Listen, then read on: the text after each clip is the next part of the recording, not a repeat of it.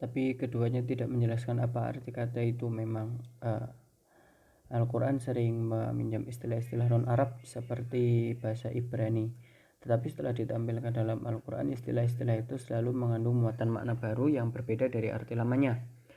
Realitas kehidupan sosial menjadi mungkin karena ia mengakomodasi perbedaan dan keragaman di antara manusia.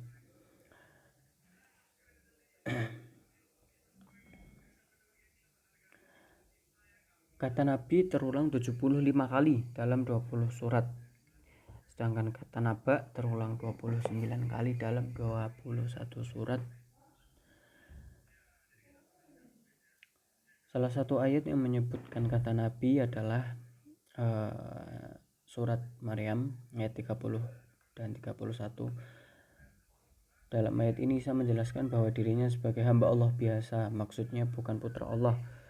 Dia telah pula diberi kitab yakni Injil dan ditetapkan sebagai seorang nabi. Dengan begitu Isa merupakan orang yang diberkati Allah dan dia merasakan berkat itu.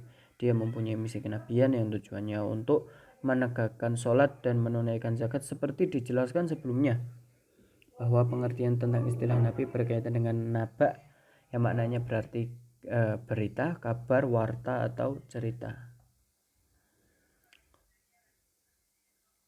Makna sesungguhnya dari kata naba ini perlu dilihat dalam konteks ayat Al-Quran sendiri, seperti misalnya dalam surat Ali Imran ayat 43 yang artinya, ini adalah sebagian besar berita yang telah kami wahyukan kepadamu. Engkau tidak berada di antara mereka tatkala melemparkan pena mereka untuk menentukan siapa di antaranya yang akan memelihara Maryam. Begitu pula engkau tidak berada di antara mereka ketika bertengkar satu sama lain.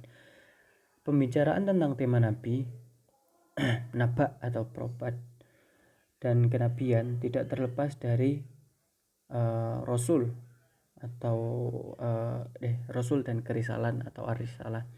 Banyak yang menyamakan antara keduanya, dengan demikian dapat dipakai secara bergantian, namun tidak sedikit pula yang melakukan pembedaan. Namun secara umum Nabi dan Rasul adalah manusia yang dipilih Allah untuk menerima dan menyampaikan wahyu Allah. Kita masuk ke poin kedua, misi kenabian dan ayat-ayatnya. Sesuai definisi awal, yaitu pengertian dari Nabi adalah orang yang menerima wahyu melalui perantara malaikat atau ilham maupun mimpi yang benar. Maka bisa dibilang Nabi adalah manusia yang diberi kemampuan untuk berhubungan dengan Allah dan mengekspresikan kehendaknya.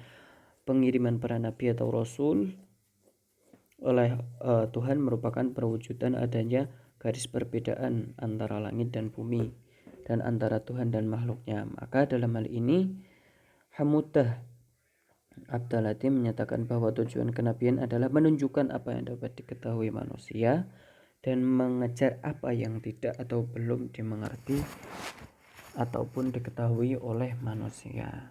Di antara beberapa misi kenabian yang terdapat dalam ayat Al-Quran, contohnya adalah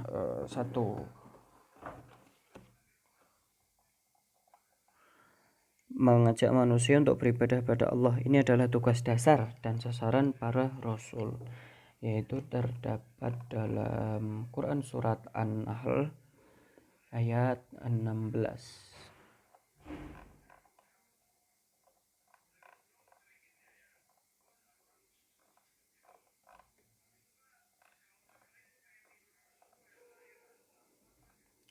Quran surat An-Nahl ayat 16.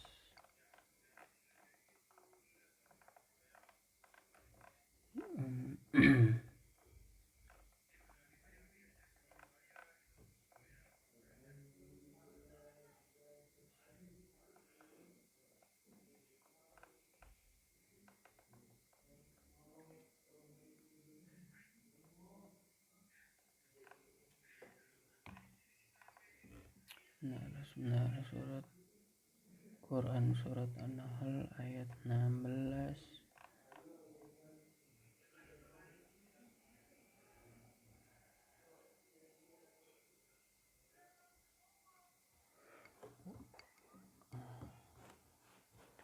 yang artinya kurang lebih kami telah mengutus Rasul pada tiap-tiap umat untuk menyerukan sembahlah Allah dan jauhilah tauhid. Di antara umat itu ada orang-orang yang diberi petunjuk oleh Allah dan ada pula di antaranya yang telah pasti kesesatan baginya. Maka berjalanlah kamu di muka bumi ini dan perhatikanlah bagaimana kesudahan orang-orang yang mendustakan rasul-rasul. Yang kedua menyampaikan perintah dan larangan Allah. Salah satu ayat dalam Al-Quran terdapat pada Quran surat Al-Ahzab ayat 39, yaitu orang-orang yang menyampaikan risalah Allah, mereka takut kepadanya dan tidak merasa takut kepada seorang pun melainkan kepada Allah Subhanahu wa ta'ala, dan cukup Allah sebagai pembuat perhitungan. Ketiga yaitu membimbing manusia dan menunjukkannya ke jalan yang lurus. Salah satu ayat yang menunjukkan misi ini yaitu terdapat pada Quran surat Ibrahim ayat 5. Kami telah mengutus Musa dengan membawa ayat-ayat kami dan kami perintahkan kepadanya, keluarkanlah kaummu dari gelap gulita kepada cahaya terang benderang dan ingatkanlah mereka kepada hari-hari Allah. Yang keempat yaitu memberi teladan bagi umatnya. Untuk misi yang ini juga bisa dicari salah satu ayatnya ada pada Quran surat Al-Ahzab lagi ayat 21. Sesungguhnya telah ada pada diri Rasulullah itu suri tauladan yang baik bagimu, yaitu bagi orang-orang yang mengharapkan rahmat Allah dan kedatangan hari kiamat dan dia banyak menyebut Allah. 5. Menerangkan adanya kebangkitan dari kubur. Ayat tentang ini ada pada Quran surat Al-An'am ayat 130 dan 131.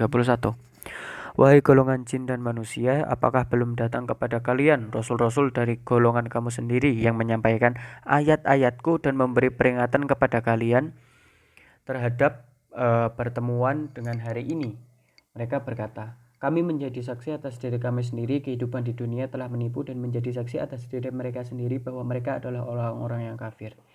Yang demikian itu ialah karena Tuhanmu tidaklah membinasakan kota-kota secara aniaya, sedang penduduknya dalam keadaan lengah. Nomor 6, enggak ada ya, ada tambahan sedikit yang enggak ada di untuk materi PowerPoint ini ya. Mengubah kehidupan manusia dari kehidupan yang fana kepada kehidupan yang kekal. Dan tidaklah kehidupan di dunia ini melainkan senda gurau dan main-main, dan sesungguhnya akhirat itulah yang sebenar-benarnya kehidupan kalau mereka mengetahui. Sekarang pertanyaannya adalah, apakah tujuan dari misi para nabi dan diwahyukan firman ilahi? Tujuan sebenarnya dari misi para nabi adalah membimbing masyarakat, memberikan kepada mereka kebahagiaan, keselamatan, kebaikan, dan kesejahteraan. Para nabi ditunjuk untuk membimbing masyarakat ke arah jalan yang benar dan memberikan kepada mereka kebahagiaan dan kemerdekaan. Murtadho Mutahari menunjuk dua konsep secara khusus disebut dalam Al-Quran sebagai misi kenabian. Ada dua konsep tersebut adalah mengajak manusia ke arah pengakuan terhadap Tuhan dan pendekatan diri kepada Tuhan,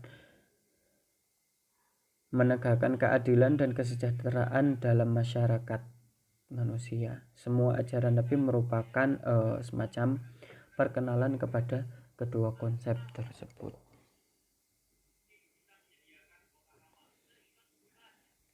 Ya. Materi yang selanjutnya yaitu ayat-ayat yang menyebutkan nama-nama Nabi.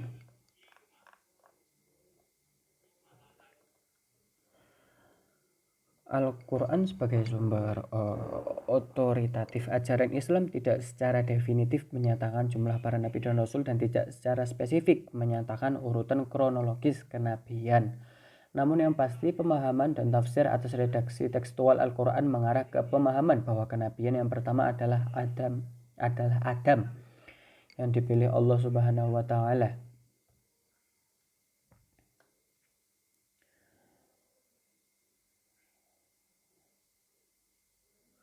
dan terakhir adalah Nabi Muhammad. Selanjutnya, berdasarkan karakteristik di atas tradisi keislaman akhirnya menetapkan jumlah nabi dan rasul yang wajib kita imani, yaitu sejumlah 25. Ke-25 nabi dalam Al-Quran itu adalah Adam, Idris, Nuh, Soleh, Ibrahim, Lot, Ismail, Ishak, Yaqub, Yusuf, Ayub, Syaib, Musa, Harun, Dzulkifli, Daud, Sulaiman, Ilyas, Ilyasa, Yunus, Zakaria, Yahya, Isa, Muhammad. Di antara para nabi tersebut terdapat golongan yang disebut ulul azmi dan terdiri dari 5 nabi atau rasul, yang berarti ulul azmi itu memiliki arti orang yang berhati teguh dan memiliki kesabaran yang tangguh. Mereka adalah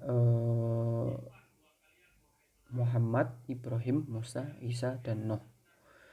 Berdasarkan Quran surat Al-Mu'min ayat 78 yang menceritakan tentang sebagian nabi yang diceritakan dan sebagian lain yang tidak diceritakan Allah kepada nabi dalam Al-Quran, bisa diambil pemahaman bahwa tidak semua nabi di masa lalu disebut dengan nama masing-masing dalam teks Al-Quran. Bagaimanapun tafsir telah menetapkan bahwa garis kenabian diperluas dalam rangkaian keturunan yang bersambung dari Adam hingga Muhammad. Daftar para nabi yang paling panjang terdapat dalam surat Anbiya ayat 48 hingga 91 dan dalam surat Al-An'am ayat 83 hingga 86. Dalam surat Al-Anbiya disebutkan nama-nama nabi beserta kelebihan dan keistimewaan masing-masing secara terpisah, sedangkan nama-nama nabi yang lain disebut pula secara terpisah di berbagai ayat dalam surah. Menurut Hidayah Salim,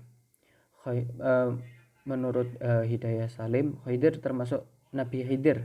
Khidir termasuk salah satu seorang nabi yang ilmunya lebih tinggi dari Musa, namun ia bukanlah seorang rasul. B. Arifin bahkan menyebut Uzair yang ada dalam Al-Quran sebagai nabi. Quran surat At-Taubah ayat 30. Muhammad Ali menyebut nama lain yaitu Luqman dari Ethiopia dan Dzulkarnain sebagai nabi. Hal yang selalu diperdebatkan hingga kini adalah apakah Adam itu seorang nabi, rasul, manusia pertama, atau ketiga-tiganya. Bahkan muncul pertanyaan apakah Adam itu sosok tokoh historis atau hanya simbolis saja. Sebagian pendapat mengatakan bahwa Al-Quran tidak secara tegas menyebut Adam sebagai nabi, melainkan sebagai khalifah fil ard, wakil Tuhan di bumi. Namun karena alasan bahwa ia seorang khalifah di muka bumi itulah maka ia dapat digolongkan sebagai seorang nabi atau rasul. Oke, kita masuk ke simpulan. Meskipun para ulama berdebat persoalan pengertian nabi dan rasul, namun argumentasi mereka tentang dua istilah itu tidak mengakibatkan konflik yang signifikan, karena umumnya mereka hanya berdebat pada fungsi dan peran nabi berdasarkan kajian pada ayat Al-Quran dan hadis nabi. Kajian tentang karakteristik kenabian dalam Al-Quran dan misi kenabian dan ayat-ayat Al-Quran dapat memberikan prinsip berpikir untuk membedakan nabi utusan Allah dan nabi palsu yang belakangan ini, yang dari dulu hingga sekarang detik ini pun masih sering bermunculan. Oke, sekian, terima kasih. Video ini saya buat dalam rangka memenuhi tugas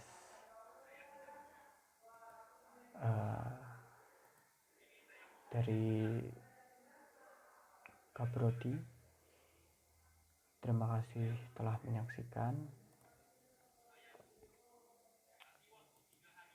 dan wassalamualaikum warahmatullahi wabarakatuh.